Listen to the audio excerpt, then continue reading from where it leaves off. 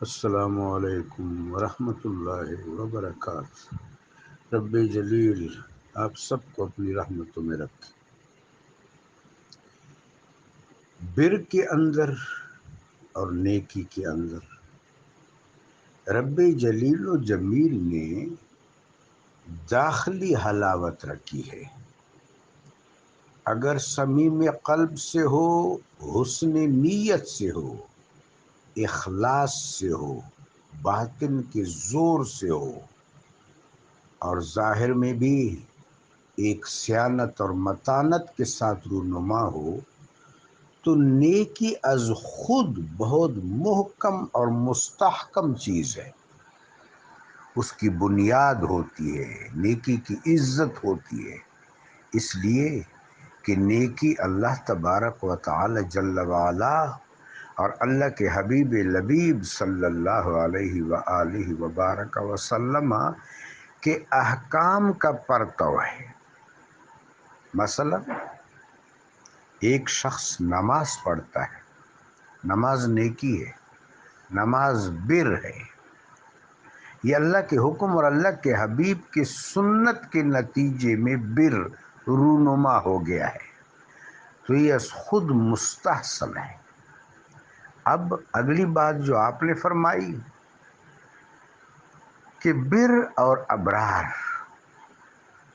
یہ آزمائش میں رہتے ہیں، درست ہے، اس لیے کہ رب جلیل و جمیل نے اس کائنات کو مومن کے لیے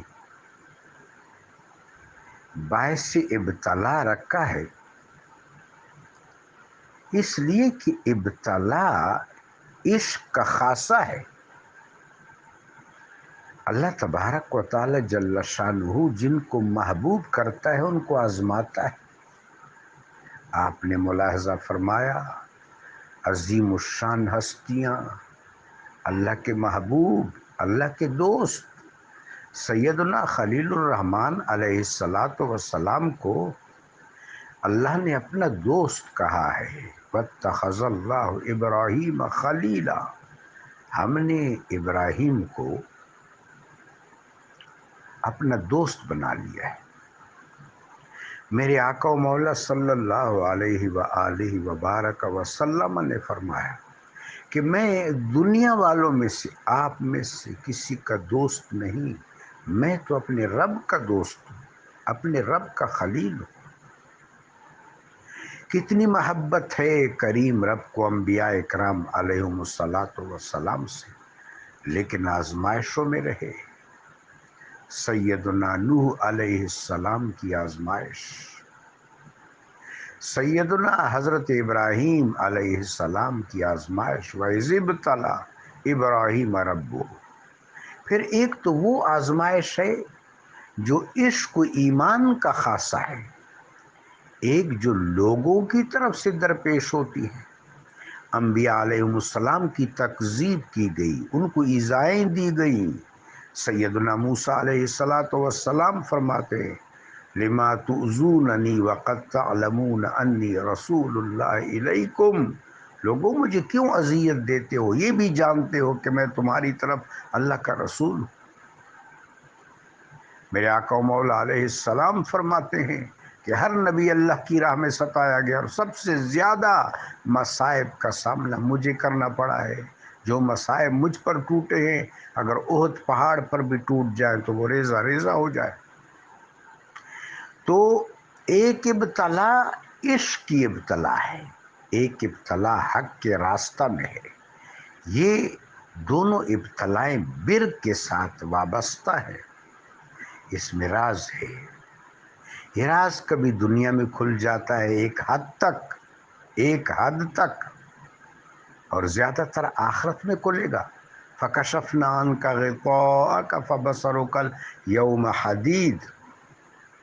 ایک شخص نے امیر المومنین سیدنا علی کرم اللہ تعالی وجہ الکریم سے فرمایا کہ حضور میں آپ سے محبت کرتا ہوں۔ آپ نے فرمایا سوچ لو، انہوں نے کہا ایسا ہی ہے؟ فرمایا ٹھیک ہے، پھر ابتلا کے لیے تیار ہو جاؤ۔ یہ قدم قدم قیامت، یہ سواد کوئے جانا، جسے زندگی ہو پیاری وہ یہاں سے لوٹ جائے. چومی گویم مسلمانم بلرزم کہ دانم مشکلات لا الہ رہا. شبیبہ میں کدا خوش گفت پیر زندہ دلے. شبیبہ میں کدا خوش گفت پیر زندہ دلے. ہر زمانہ خلیل است و آتش نمرود. تو بر کے ساتھ آزمائش وابستہ ہے. ابتلاء عشق بھی ہے اور ابتلاء عالم بھی ہے.